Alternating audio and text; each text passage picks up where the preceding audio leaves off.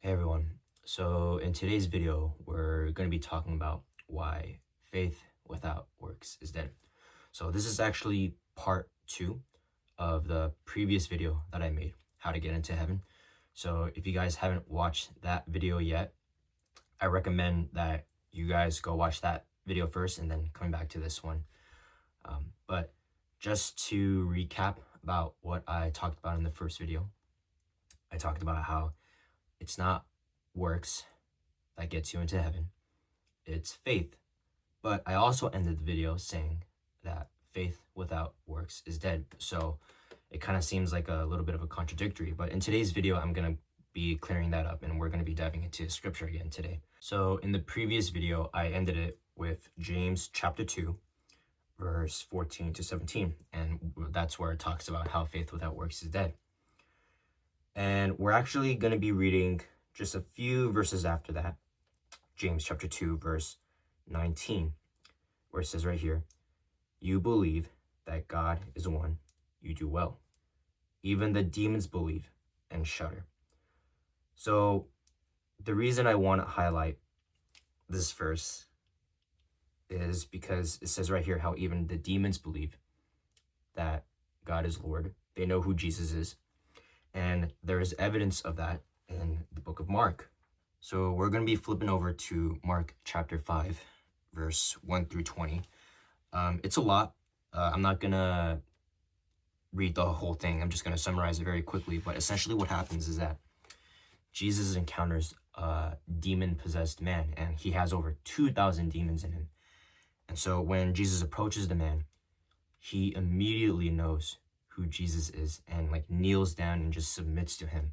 Even the demon-possessed man knows who Jesus is and knows just how much overwhelming power Jesus has over him. So what is the significance of these two verses? Well, simply believing in Jesus is not enough, because even the demons believe, but they are not of God, and we know for sure that they're not going into heaven. That's why James is saying that faith without works is dead. Simply believing doesn't grant you salvation. So I actually want to highlight something very important here. We actually have two different types of works. So the first type is self-based works, where we do works in order to get some sort of reward at the end of it, or we want to boast about it, like I talked about in the first video, to fulfill our own pride. And on the other hand, we have faith-based works, where we do works not because we're trying to get something out of it. We do it simply because of our faith and love for Jesus. And let me give you guys an example. So let's say that I have a girlfriend. So obviously as a boyfriend, I love her and she loves me too. Not because I buy her expensive things or anything like that. She loves me simply because of the fact that I love her. So because I love her, I would want to do things for her. I would want to take her out on dates. I want to buy her gifts. I want to provide for her. I want to do things for her. But if I said I loved her and I didn't do any of those things, do I actually really love her? And she would probably think the same thing to herself too. Oh, he says that he loves me, but he doesn't give me any hugs or kisses, or he doesn't do anything for me. But so does he really love me at all? And that's what it means to have faith-based works.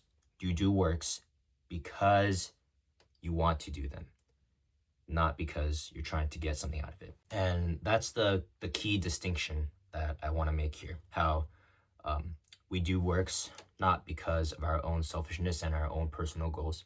It's not about me, me, me. We do works because we have faith in Jesus.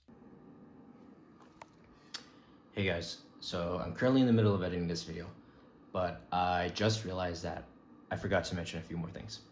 So to add on what I was just talking about, when we're doing self-based works, we have this mindset where we're trying to get into heaven through our own efforts.